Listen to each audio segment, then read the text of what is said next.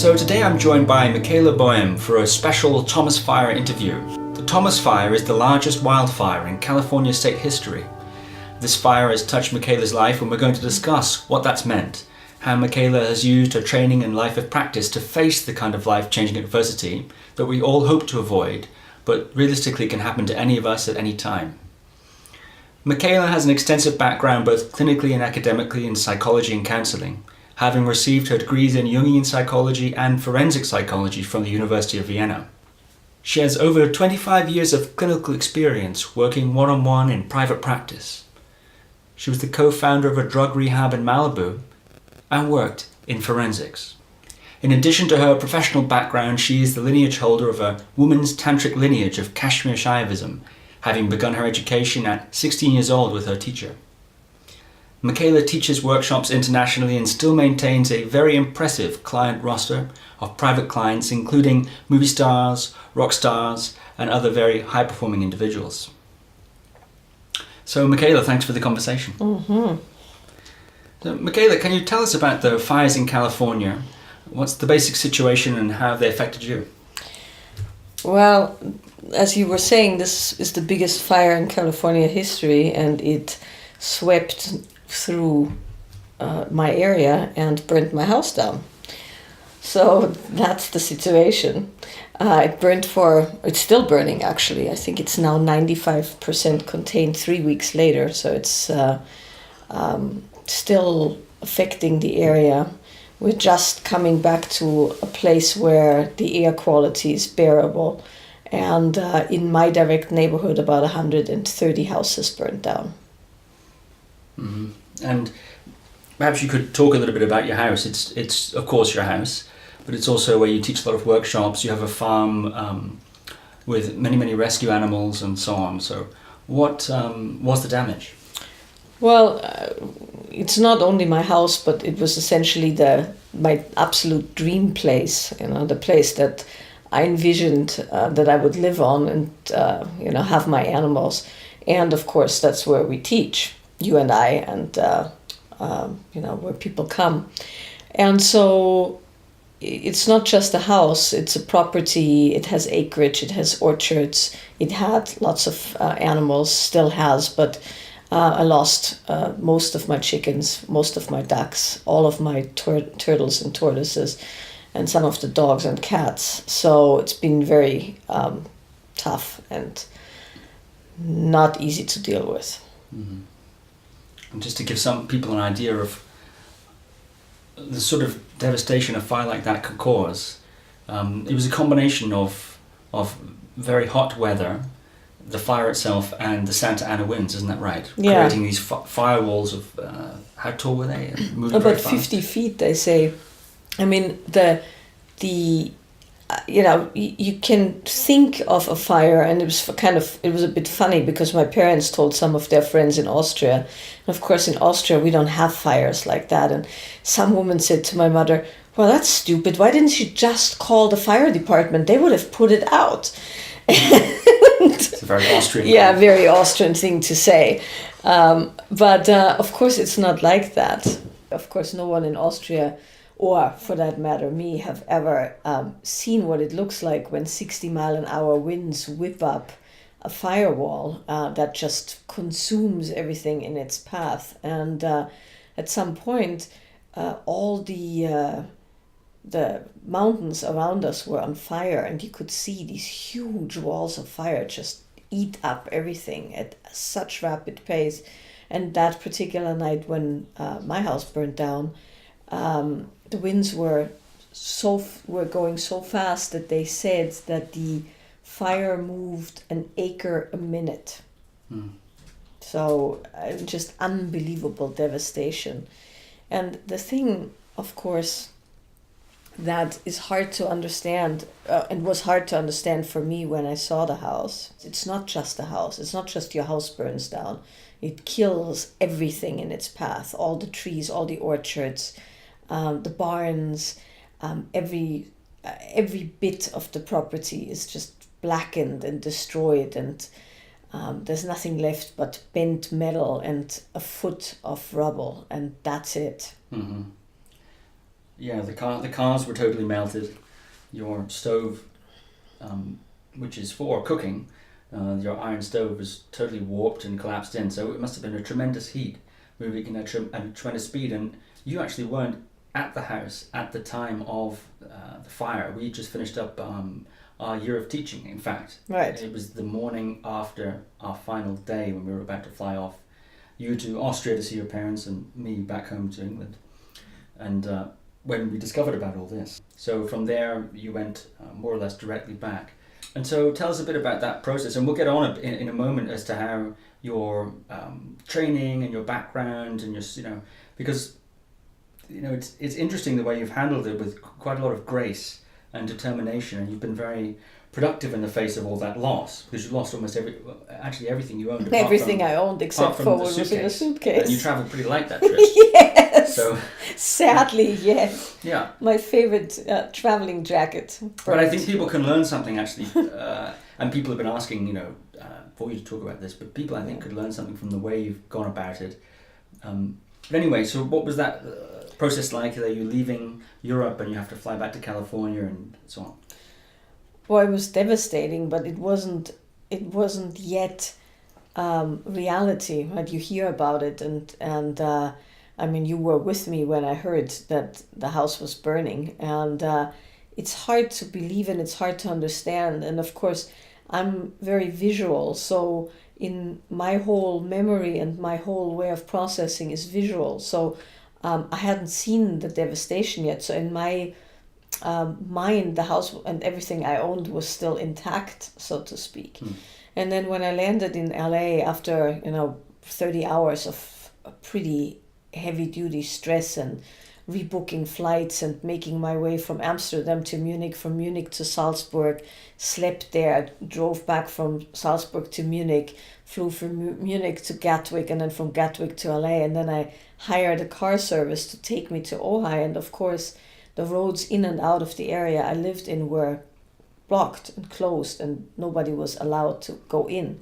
And so after a very, very long day of travel and a very long drive through thick, just horrible smoke, with fire right and left of the road, we made it to the roadblock, and I had to talk my way into the area where I live, which was completely off limits and mandatory evacuation. So I had to use every bit of skill, force and determination to talk my way into the area, and I did. And I arrived at the house at around 8 in the evening or 9 in the evening. It was pitch black and roaring crazy winds, and it was very, very scary, because the hills behind the house all the way up to the very top of the Topa was on fire, and you can't, of course it's dark, so all you see is fire and you don't know how far it is away, and it was very low visibility, and everyone had evacuated the area except for my direct neighbors and Dion, my husband, and a few other people who didn't get out in time. And so the first 4 or 5 days we had no electricity. We had no food or anything for that matter. And the neighbors, the few neighbors who were there, all pitched together, and we went and emptied out freezers and fridges of people who weren't home. And people would pitch in their supplies so that we would eat, and we would eat together and have meals together. And that's essentially how it started. And I've been up here ever since. It's been 3 weeks, pretty much exactly 3 weeks. And it's just a daily odd occurrence to see everything that I've ever owned flattened to a foot of rubble. Mm-hmm. And I just arrived last night, and already a couple of weeks after the incident, your teaching space survived, and the guest cottage survived. Yeah. Although everything else, all the other outbuildings and the main house itself were destroyed. So, I'm getting here and I'm seeing already you've ordered a complete stock of workshop supplies and you're preparing the new teaching space, and we're basically good to go to start teaching, right away, basically. So, what was your game plan coming into that? Because, you talk a lot about people, how they react to threatening situations. You're talking about fight, flight, freeze, and maybe outline a bit of that. But, what are some of the common ways people deal? You've seen all these sorts of people here having lost everything. People are dealing in a variety of ways. What are some of the ways people are approaching it, some more successfully than others? And what was your game plan when you finally got to the house? Well, I think I got a little bit sidetracked there when we talked about how was it arriving. I mean, once I saw the house, it was incredibly shocking. It wasn't just the house, it was coming into an area that was a complete disaster area. And you see these things in movies, right? You see, the likes of, several male action movie stars walking through deserted towns with heavy smoke and total destruction, right? That's a Hollywood movie mainstay. Yeah. But when you actually end up in that scenario and you can't go outside without a mask because you can barely breathe and everything's covered in soot and ash, it's very shocking. It's very shocking on the system. Fire is also very shocking on the system, meaning you go into total fight or flight. And a lot of people did flight also because the evacuations were mandatory, so a lot of people just got out of there. And then some people, including my neighbors, and by default, because I came 2 days after the fire, we went into fight. And it was quite... It was interesting because there were a few situations where you could tell that people were about to start fighting, actually physically fighting. Each other. Yeah, because in moments where the tension would just rise very high and it was mostly men up here. There were a few women, but it was mostly men, and there was a very high fight response in most people. And thankfully, most people did channel it into being very productive. We spend a lot of time putting out hotspots. Dion and our friend John, who is a vet and is also my vet, for all the large animals, drove around and gave people reports if their houses had burned down or not, and helped with animals and all those kind of things. So most people channeled that intense fight reaction into doing something, and attacking things in a productive way. But there were certainly moments where people almost came to blow. And there were some odd situations a bit later when people were allowed back up here. But I've also seen people just completely freeze, and you see it now still, that there's a lot of shock and trauma and inability to move forward or do much because of the strong freeze that comes with something like that. And for myself, I can definitely say that when I landed and ended up in, what really looked like a war zone, my body certainly went into fight. I didn't allow for freeze to happen because I have enough practice. And as you well know, because I teach about this all the time when we teach nonlinear movement teacher trainings, keeping the body moving prevents freeze if you know what you're doing. And I did that the whole way on the plane. I essentially spent 8 hours on the plane doing subtle nonlinear movement. And I also read on the plane about grief. There's an amazingly good book by Martin Prechtel that's called On Grief and Praise. It has some other title as well, but which I don't recall right now.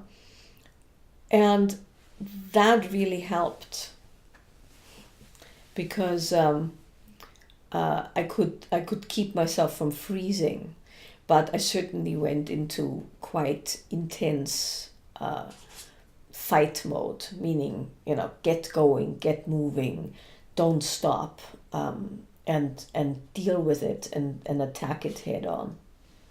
People have that shock, whether it's a serious diagnosis, when you're sitting across from your doctor and they say, okay, they dropped the bombshell and life's not the same afterwards, or in this case you're in a natural disaster of some kind, you lose things, or there's a death.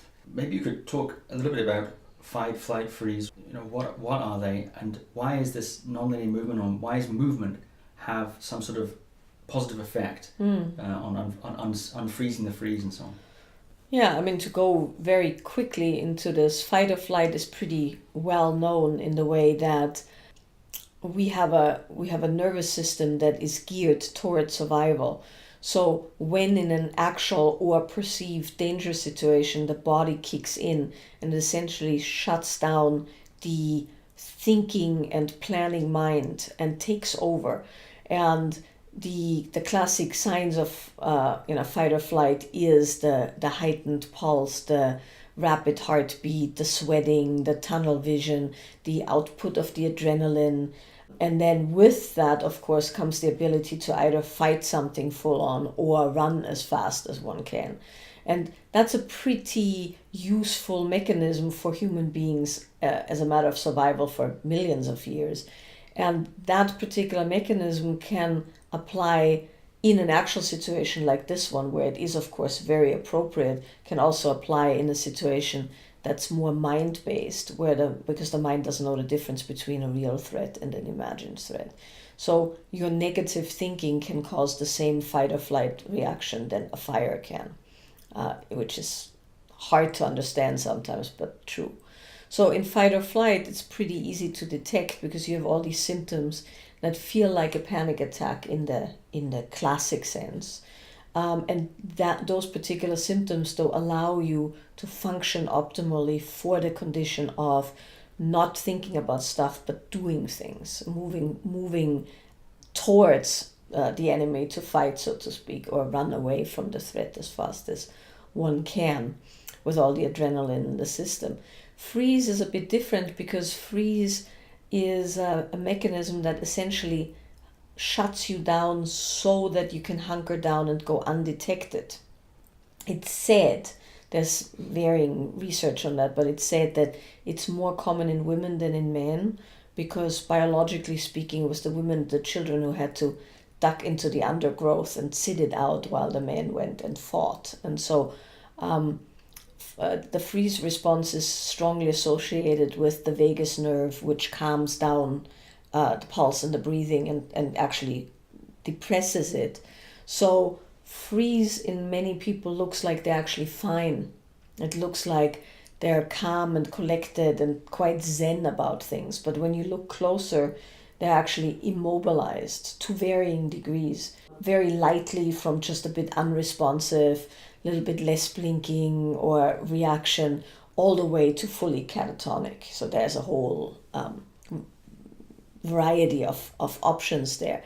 Freeze can be something that's just become habitual, or it can be situational, but in either way, you're not capable of doing the thing that the body knows how to do in a fight or flight, after a fight or flight response, which is shake and tremble and allow the shock and the trauma to leave the system, which is what we're built for. And when you see it in animals, like if you see a zebra that just escaped a lion, they'll stand and shake. And then at some point they're done and they just move on with their life.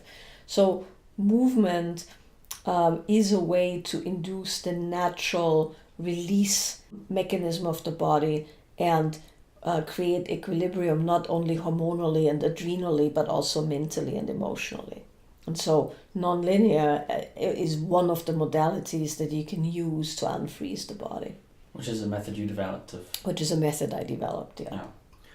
Yeah, and so you advocate actually, and, I've seen you do this in situations where you've had something happening, deliberately moving, say, your fingers, wriggling your toes, that sort of thing. It doesn't have to be, some special way of moving, does it? Just even wriggling the fingers and squeezing the toes when you're under a lot of stress, or you're in a confrontation, or there's something like that, can restore a lot of that cognitive function that you lose from those stress responses. Yeah, or just slight wriggling of your behind in the seat, moving the spine, feeling the feet, where you can feel your feet and you can feel your seat. That helps greatly reconnect with the body.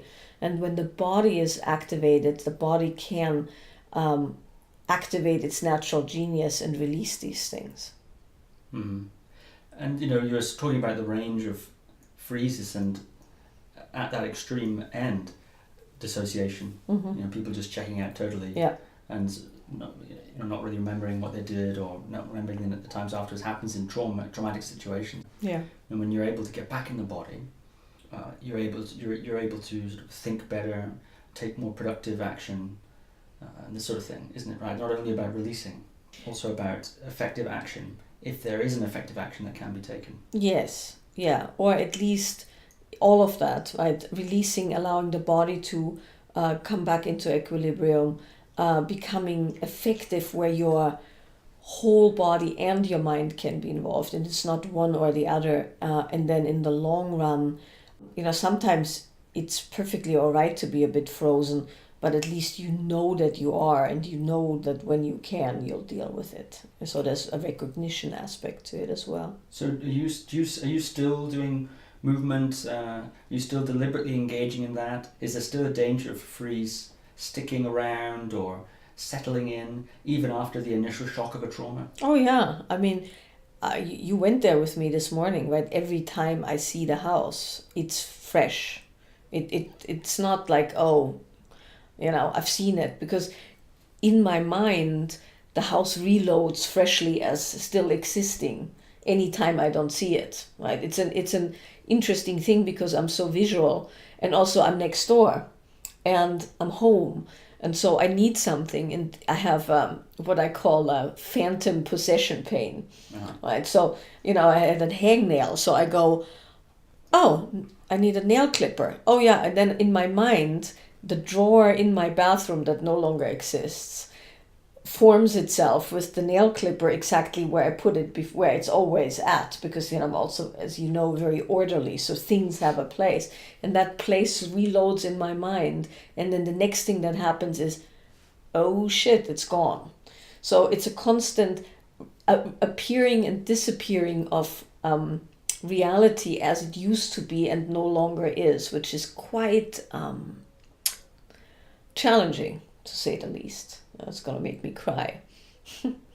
So it's a constant having to keep myself from going there.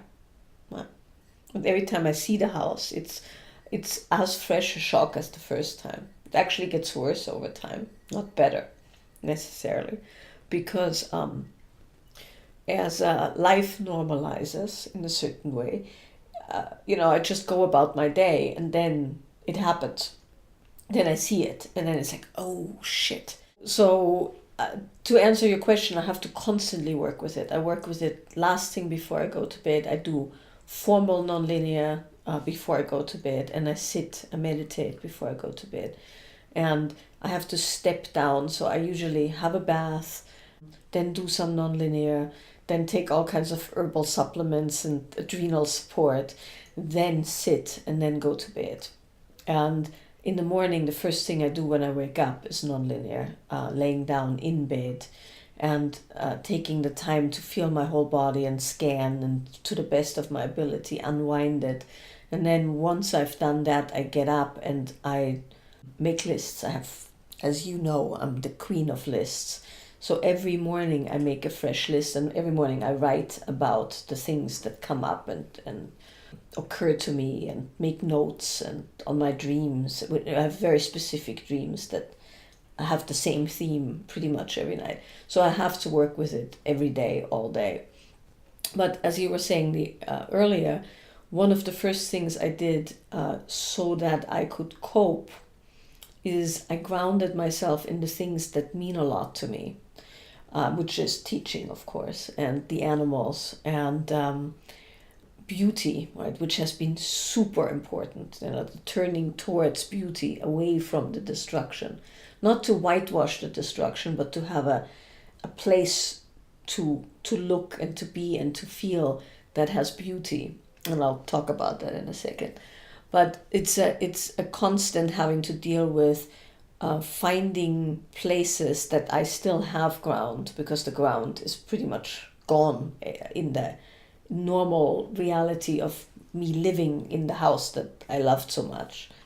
At the same time, not whitewashing it or glossing over it, and at the same time also caring for my remaining animals. And we had to redo fences very quickly, and all the things that come with dealing with destruction. We're not even talking about dealing with insurances who don't really pay for fences and all those kind of things. With just making sure everybody was cared for, and all living things were cared for, including the few trees that survived that needed water, but there's no electricity and the pumps are broken and blah blah blah. So it's an endless cycle of caring for the things that lived, caring for myself in the sense that I don't bypass but also don't succumb, and then using those things and turning them towards something. And the things I'm turning them towards is, of course, our next set of teaching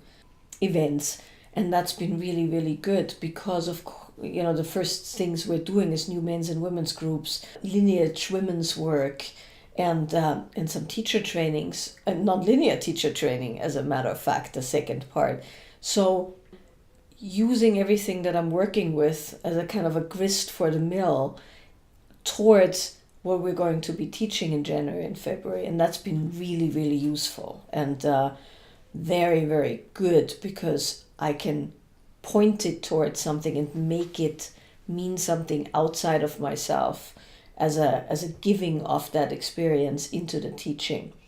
And that's been very good. And so, the first thing I did before I did anything else was I ordered new teaching supplies and new beautiful blankets and zafus and yoga mats and all of those things, and kitted out the studio we're going to be teaching in, and made it so that when teaching starts, it's an incredibly pleasing and pleasant space, so that there is beauty in the middle of all of that destruction, and so that the experience can be used and taught. And that's been really what has been anchoring me.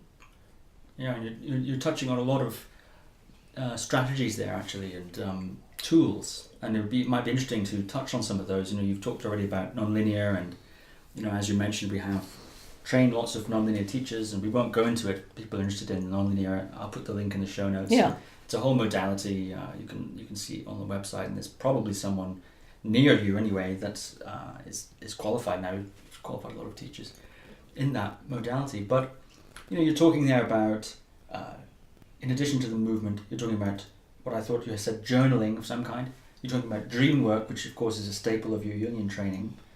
You're talking about beautifying, you're talking about having meaning or finding some sort of productive way forward without glossing over the reality of the loss, or without pretending it's not bad or it's not painful or it's not sad, and without diminishing it.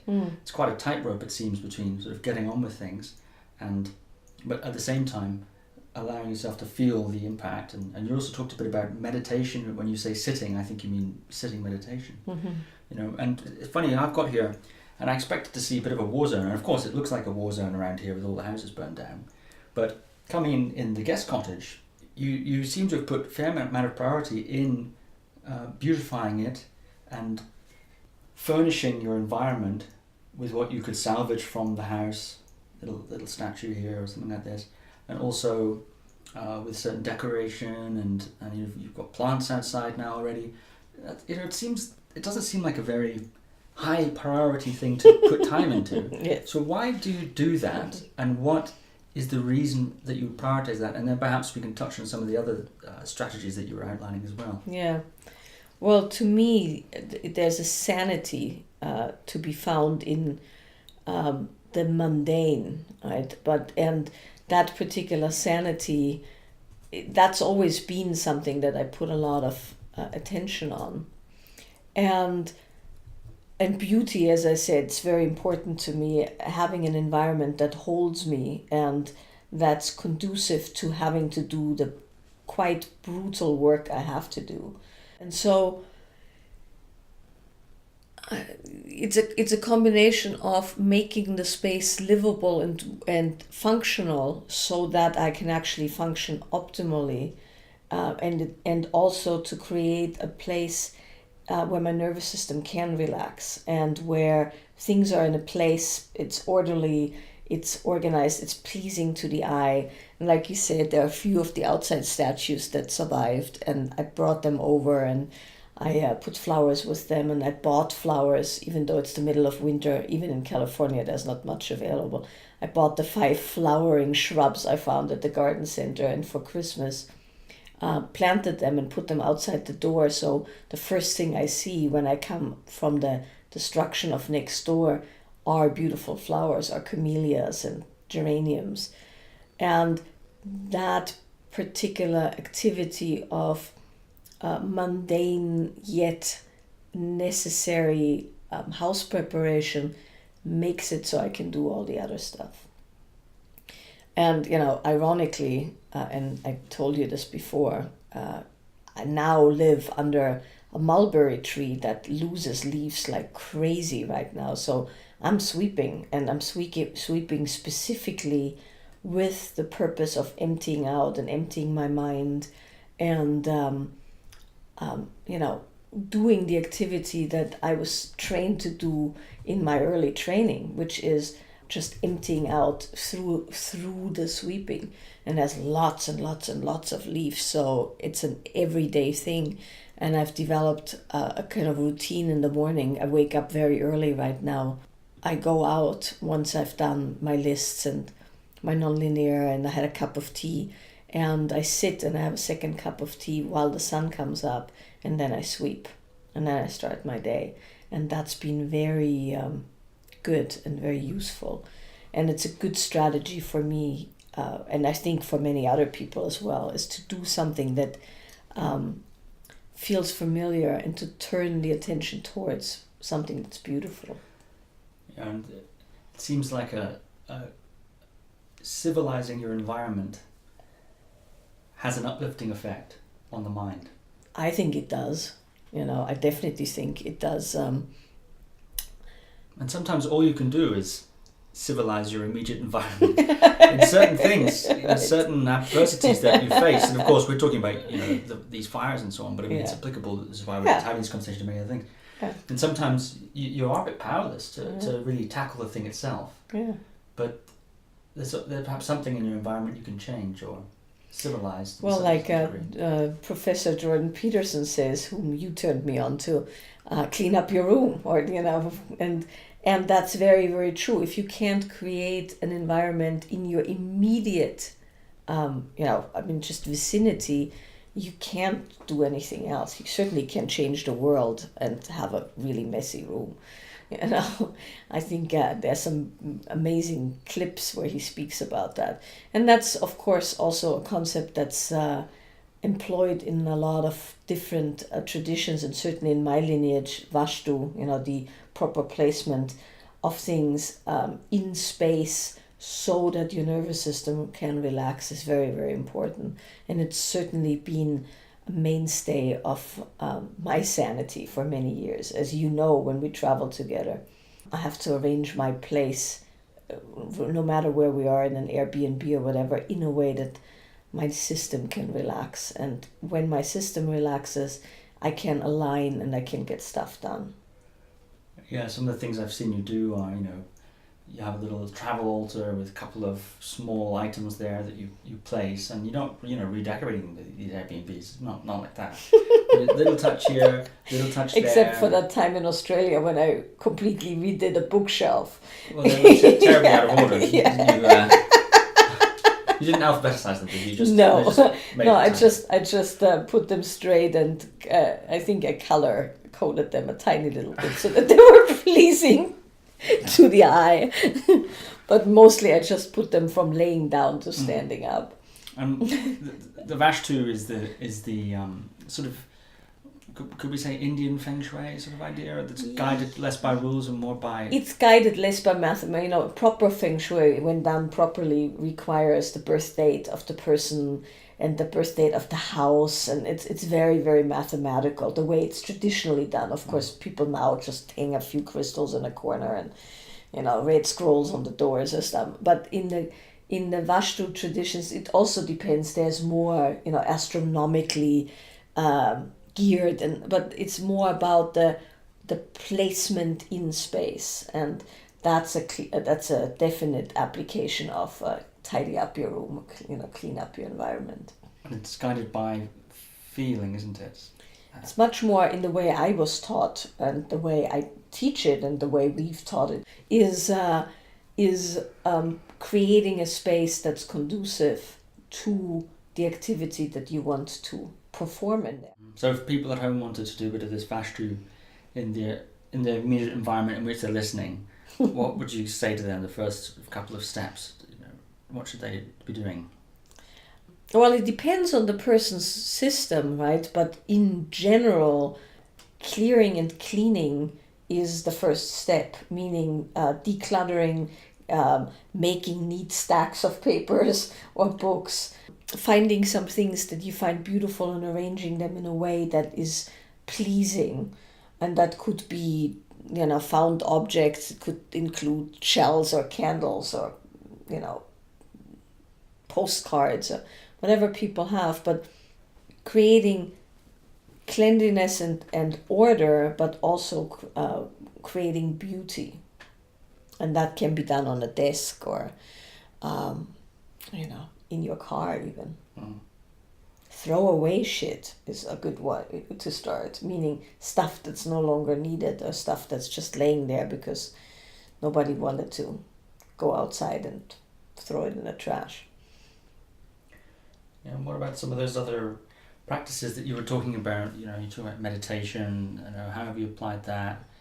You're talking about journaling, you're talking about dream work. Mm-hmm. Perhaps you could outline just roughly how you've been using those strategies. Yeah. Well, I can go through them one by one. So an important one for me, and that's not always true for everyone, but in general, water is really good for the nervous system. So even if you're not in an extreme disaster zone situation, most people at the end of the day are pretty stressed out and overwhelmed and overloaded. Mm-hmm. So the stepping down from daily activity to nighttime activity, whatever that means to people, is an important process. And water certainly aids that process, either in the form of a bath or a shower or a swim or a cold dip. Different people have different ways of doing it. So I use the bath as a transition from the doing part of the day to the non-doing and releasing and relaxing part of the day. So I have a bath, and I have a bath without reading Facebook or Instagram. I've completely done away with social media because I just don't have enough available attention right now. And as you know, because you had to pick up the slack, I also didn't do emails for the first 2 or 3 weeks because it took too much away from the thing that I had to do and took too much mental energy. But in general, I try to have a bath without any reading or scrolling so that my system can calm down. And the water helps the nervous system relax, of course. And then from there, I do some non-linear to release whatever I could feel. So, of course, the moment you step down, the areas of tension or pain or trauma amplify. You talk about that a lot in the ambient noise level. So, which, Well, basically, and when you relax, everyone knows that feeling, you sit down at the end of the day and you suddenly realise how tired you are, so for instance. Right.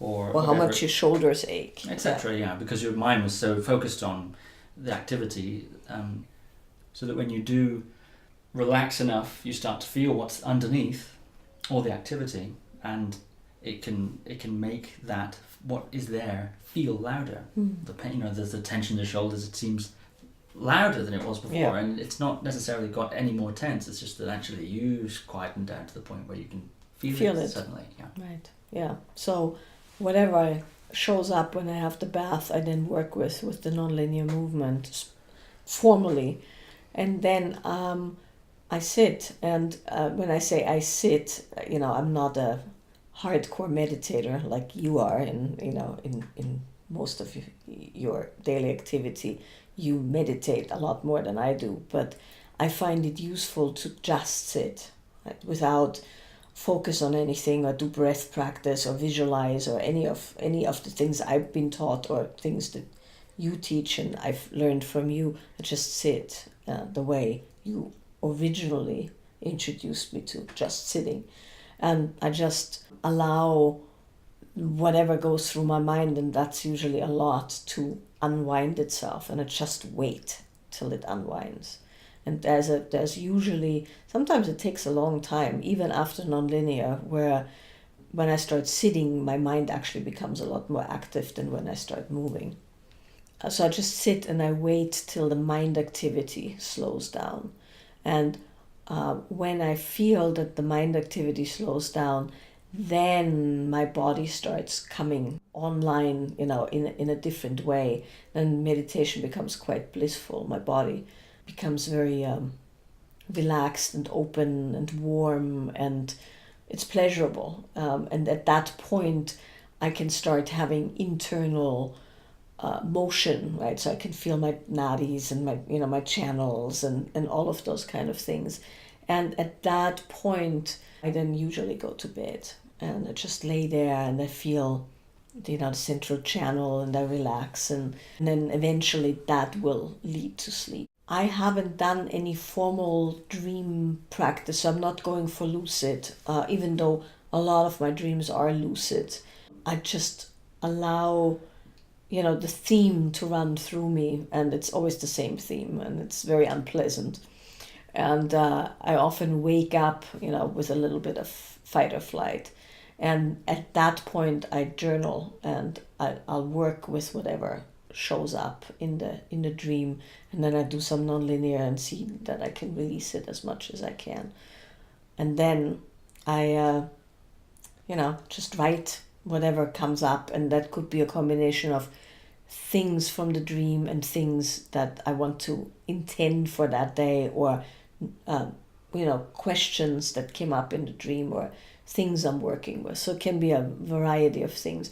I've also started writing in the sense that I would like to add a little bit about this experience to the book that's being finished right now, and The Wild Woman's Way. And we'll go to the publisher in about 3 weeks with hopefully the final edits. So I'm working on verbalizing some of the things we're talking about as a chapter in the book. Not the book, but just a chapter in the book. And then I go and I dry brush, and then I have a cold shower. And then I do the list making, and then my day starts. So those are some of the strategies I think that are useful, certainly useful for me, but useful in general, right? Engagement with the body, both in the realms of self-care, like the dry brushing and moisturizing, and bringing it back to the body and caring for the body in a time that doesn't really call for that instinctively. It would be easy to overlook it. Yeah. And then your body sort of starts to break down underneath it, and you can't go on. Exactly. Yeah, that's interesting. I'm hearing you're combining this bodily care as well as working with the body, with movement and so on, to release the accumulated stress, trauma, and so on of the tough time. But also, some of those practices are psychological in nature. Mm-hmm. Dreaming is among its many functions is that part of sleep. Just like some of the sleep you restore the body, healing the body, and so on. Dreaming is part of the psychological integration process, and when you're having dreams, having nightmares and this sort of thing, it's actually part of that is an integration of what's going on. So to give a bit of sort of space and friendliness towards the bad dreams, mm-hmm. and the stressful themes, and to realize actually this is part of the integration of my mind. This is part of that process, and welcoming it in a certain sense, being friendly with it is very good. And the writing out of things, thoughts, keeping a bit of a dream diary and writing out thoughts, and of course you're going to organize some of this as a chapter in your upcoming book. That also has the sense of getting the narrative straight, reflecting on it, aligning some of the psychologically the situation, and getting your mind, shall we say, around the thing, and orienting yourself towards it, and that's very very useful strategy for any sort of stressful situation, any kind of adversity or in general. Yeah, I think so. And it's certainly something that I've told other people to do, right, over the years.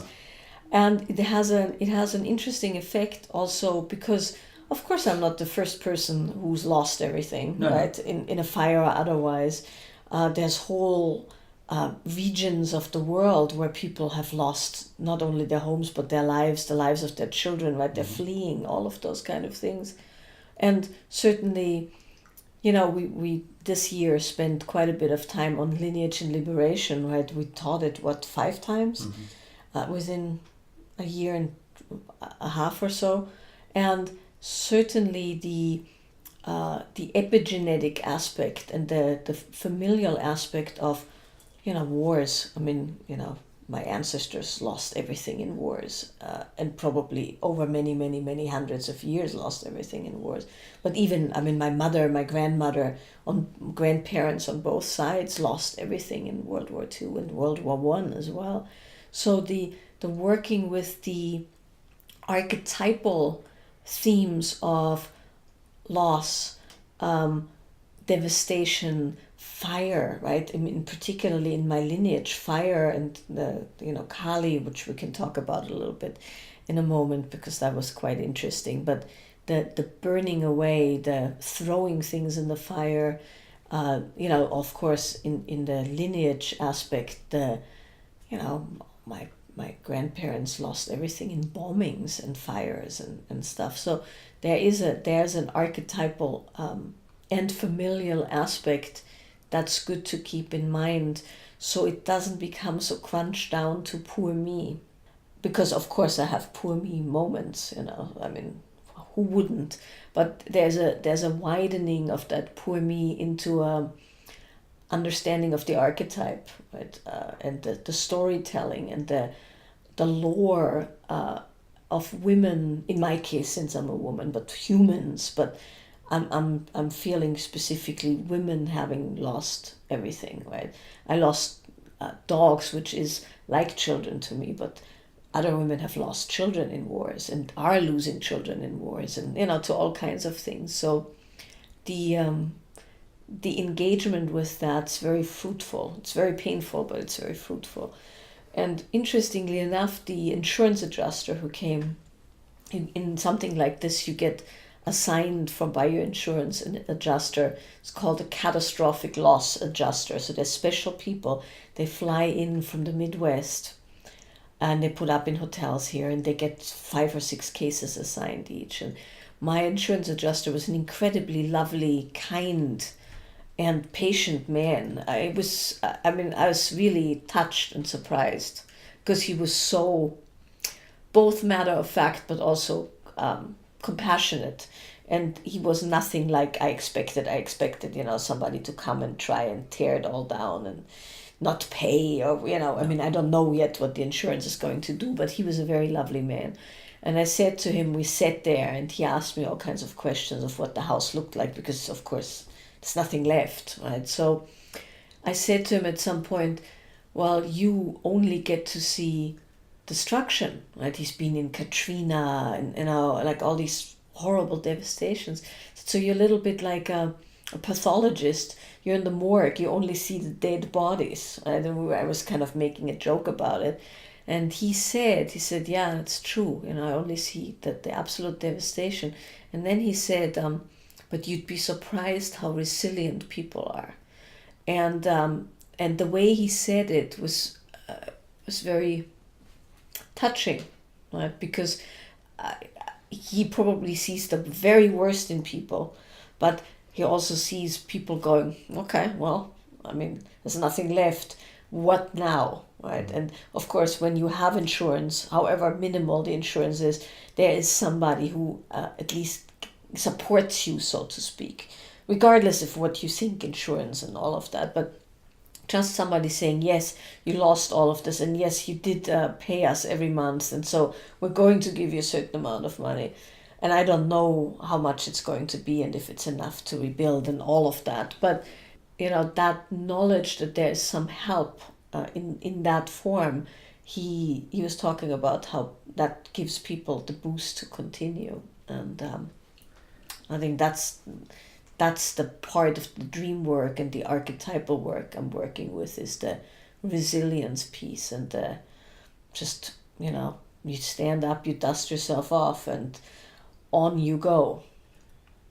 Yeah, and one of the interesting things about this, the aftermath of this incident here in Ojai, is there have been polarizing responses in the community, but generally it's very interesting to hear, and you've told me the stories and I've seen it firsthand, the pulling together of the community, and actually how people have been helping each other and supporting each other, and going out of the way to do that. And of course, there have also been people sort of hoarding, doing all sorts of other strange things. But looting. We had looting. Yeah, exactly. Yeah. And you've received many messages of support, and more than just messages, actually. In other cases, real support from people in all kind of ways. And perhaps as we come to the end of our time, you talk a bit about what that's meant, because often our loved ones or our dear friends are facing a very hard time. Yeah. Something you can't fix. You can't sort of ride in and fix the situation. Maybe it's not a fixable situation. Yes. And you want to help. Yeah. But you want to support them somehow. And some people, afraid of making it worse, don't say anything. Other people ride in, make it worse, and then there are those who can actually help and can actually support. So what is it that makes that actually helps? Yeah. What can people do generally for those who are in hard time? So I think the first thing that anyone can do for someone who finds themselves in some shocking or surprising situation is to just acknowledge that it's bad. Just to say, wow, that is bad, or this sucks, or this is terrible. Because one of the worst things, and I remember this also from James's death, when James died, is when people immediately bypass their original feelings to make it better. Because you can't make it better. And part of grieving the thing is to not make it better, but to allow it to be what it is, whatever that is.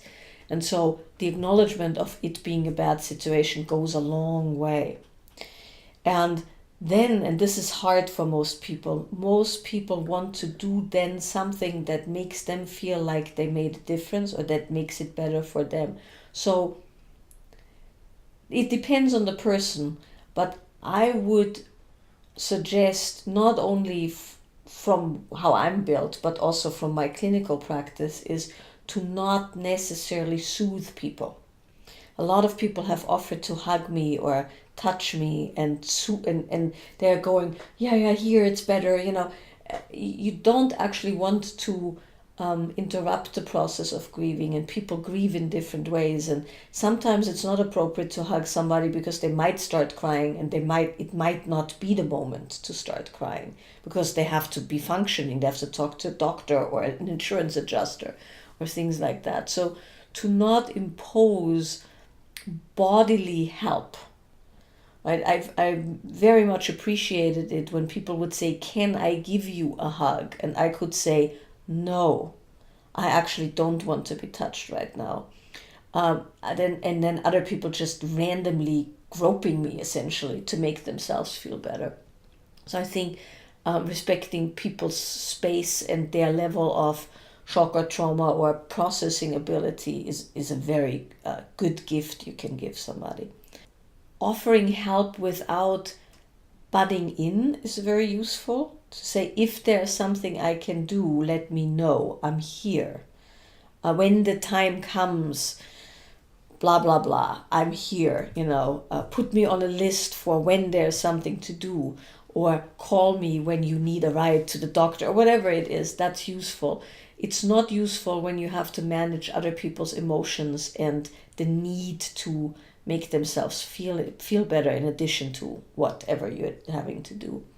Things that were surprising and very lovely was a few people took the initiative to do things that I would have never asked for, because I don't ask for help very easily anyway. First of all, because I'm well resourced in my mind, and also because I get one track mind.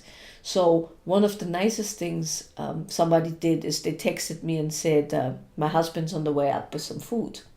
She asked up front, she said, I would like to make you food.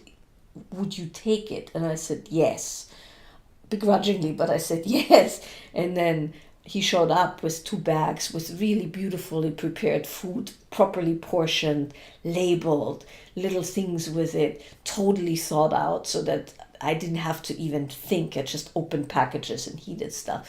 And that was really lovely. And very touching.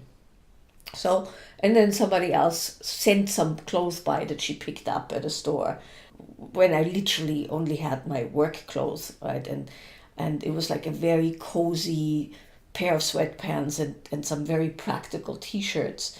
And she sent me one of her old jackets so that I would be warm. And that was really, really lovely because it was not necessarily something I thought I needed, but it helped. It was like somebody thought, what does she actually need, and provided that without me having to think what I needed. Yeah, so those kind of little things really made a difference. And then, of course, within the community, and we talked a little bit about that earlier, it was incredible to feel how everyone was giving of their resources. And our direct neighbors and also the people up here in the valley, I mean, everybody just gave of their resources and to each other, and everyone just stopped by. And one of the beautiful things in the beginning, which I would not have thought would have been a good thing because I'm very private, but people would just show up, and people would show up with extra water or a blanket or dog food. And then, of course, somebody here in the community organized a relief center where people could get tools and face masks and things like that. So in general, as a community, it's brought us much, much closer. And we've always had a very good functioning community. But in that particular moment, you could see the generosity of people, both in spirit and in actual things. Generators showed up, charger cables, food, water, drink, lots of red wine was consumed because that's what was needed. And people would just talk to each other. And everywhere we went and everywhere I go, we talk about it because it's useful for people to talk about it and process it and have somebody else who's gone through that experience, because shared experience is very important in any of those situations, which is why in urban areas and for many people it's the internet, like chat rooms, forums, help groups of all kinds are useful, because you're dealing with other people who've been there either at the same time as you or before you. And that's been very useful for me, and I know it's been very useful for many of my clients, everything from people having lost babies, stillborns, all kinds of things where you find yourself in a very odd situation where it's useful to speak with other people who have shared experience. In the UK, we have the tradition of making a cup of tea. Yes. No matter how bad the news is, the first thing you do is you go and make a cup of tea, or you make a cup of tea for the person while they're processing their Yes. These sorts of acts of kindness and companionship do seem to go an awful long way in uplifting the spirit. That's wonderful to hear about that in the community. Well, we're out of time. Before we sign off, is there anything you'd like to say on the matter? Finally. Well, I mean, for everyone listening, and certainly to you as well, and Casey, thank you, because I've been very supported, and I haven't answered any emails, but for all of those who have sent me emails and messages and Facebook messages, it means a lot to get the support, and it's good to hear that people are thinking about it and feeling things about it. It's very, very useful, even though I haven't had the space or time to thank people. I'm doing that now. Thank you. And like I said to you and Casey, you spend your time off, your Christmas vacation, so to speak, manning the ship so we can move on. That meant I could actually put my attention there fully. And it means that then, come the new year, I can put my attention fully back into teaching and traveling and creation of all kinds. And that means a lot. And I'm very much looking forward to us getting started again. Great. Well, thank you very much for this conversation, Michaela. Thank you. You can find out more about Michaela and the workshops she teaches and the workshops that we teach together at www.michaelaboehm.com.